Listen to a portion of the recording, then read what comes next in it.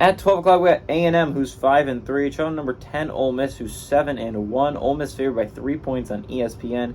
Max Johnson for the Aggies, who finally has that number one passing role after past Connor Weigman, has gone 87 to 148, thrown for 1,147 yards, 8 touchdowns to 4 interceptions. Le'Veon Moss had 77 carries for 387 yards and 3 touchdowns on the ground. And Aeneas Smith had 33 catches for 569 yards and a touchdown. Jackson Dart for the Rebels has gone 136 to 212, thrown for 2,080 yards, 14 touchdowns, 4 interceptions.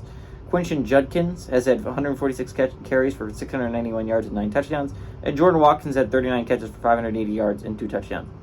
A&M's 9-3 against Ole Miss all time.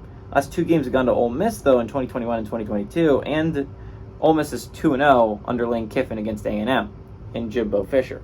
Just kind of crazy. It's a really interesting football game, right? Because if you're looking about the early games, Ohio State Rutgers isn't super interesting, but you could see 2 teams of the 15 left legitimately knocked from playoff contention here, right? Kansas State is a legitimate threat to Texas, and A&M is a legitimate threat to Ole Miss. Not to mention, if you're Ole Miss, this game is still A&M, which is scary, and you got to focus on A&M, which sucks. You would love a cupcake heading into that big game against Georgia you got next week, which could easily be an elimination game, or it could just be a game for Ole Miss to stay in playoff contention. Depends on if Ole Miss can survive here. This is a scary game. I'm sure it's at home, but this is still a scary Aggies team. Of their 3 losses, 2 of them have come by 1 possession, both to pretty solid football teams in Alabama and Tennessee.